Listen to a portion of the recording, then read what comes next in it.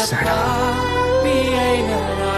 నాకు తెలీదు నువ్వు ఎలాంటి తప్పు చేసిన వాడు, ఎలాంటి బ్రతుకుతున్నావు. దేవుడు నిన్నే పిలుస్తున్నాడు. ఆయన దగ్గరకు వచ్చేస్తే ఆయన రమ్మంటున్నాడు. ఇక మొత్తం తానే చూసుకుంటానని చెప్తున్నాడు. ఇక వచ్చేస్తావా? నీ చరిత్రనే మార్చేస్తాడు.